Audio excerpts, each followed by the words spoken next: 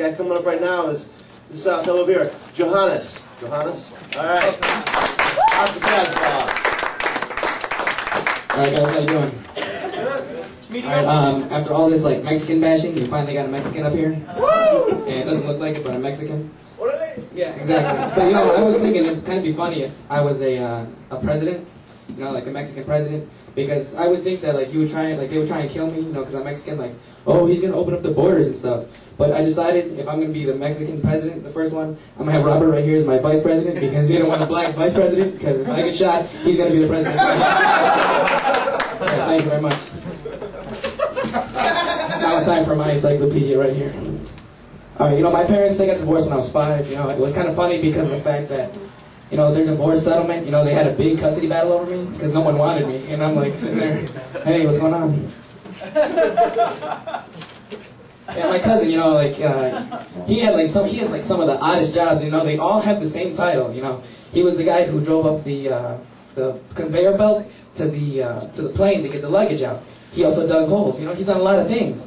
But they all have the same job title, and I believe that job title is called alcoholic. You guys ever heard of that? Yeah, thank you. Yeah, so like me, like seeing as like a Mexican, you know, we have a lot of uncles and shit like that. But every Mexican family, they have an uncle, you know, who drives around that old beat up '85 like F-150, you know, who goes through the alleys and try and find like good valuable stuff that's not junk, it's treasure, you know. Yeah, well, one day I remember that my uncle, he brought home a TV, you know, and this was before I got home. He brought it home, and it was one of those old TVs, you know, like the ones that go, they have the knobs, you know, but it had no knobs, right? So what they did was they replaced the knobs from the stove, you know, the knobs from the stove that have like the knobbers, and I'll never forget it because when I walked in, I was like, holy shit, this TV's got 500 channels, you know, I was surprised, you know. So yeah, like I got a couple midget friends, you know. I'm not trying to say anything bad about midget or little people, you know. I don't know how you guys want to call them, but I got a couple midget friends, you know. And it's funny when you watch when you try and hang out with your midget buddies, you know, and like they want to watch porn because it's kind of different, you know. Like when they watch midget porn, you're like, we watched this one porn that was called Big Poles and Little Holes, and I was like, oh, look out, this is not gonna be good.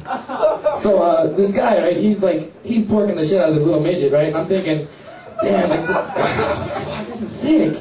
But somehow I can't look away. And what happened was, it's very funny because of the fact that halfway through he's going, oh, your pussy's so tight. And I'm thinking, it's 1/3 the size, you know? Of course it's gonna be tight. Fuck.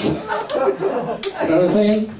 Well, like, I got a buddy, you know, like, I got a lot of older friends, you know, and they got, one of them went through a divorce, you know, and he was telling me, oh, man, through the wedding, you know, or through the whole marriage, there's like 4 types of sex you can have, you know? He's like, first there's the house sex, you know, where you have sex in every room of the house, and, you know, it's good times. And then, right when you've been married for a while, it just becomes bedroom sex, you know, where you just have sex in the bed, and then you, like, after a couple of years of marriage, you start having hallway sex, where you're walking by in the hall going, hey, fuck you!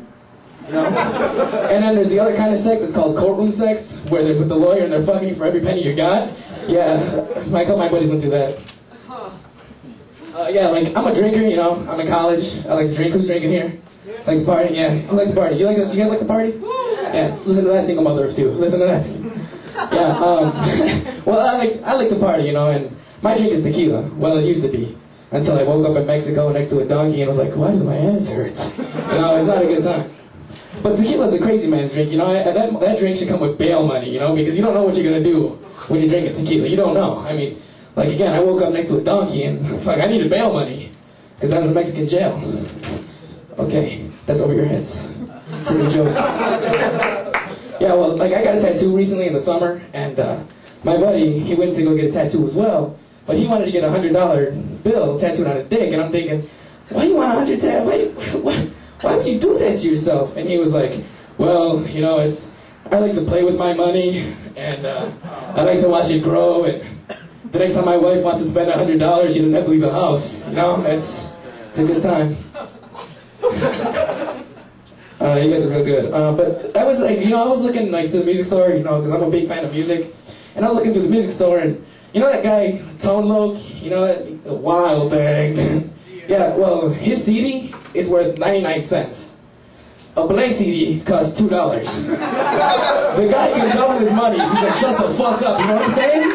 You know what I'm saying? All right, my name's Johannes. Thank you very much, guys.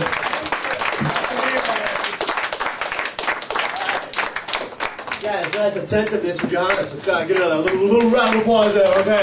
All right, nice stuff.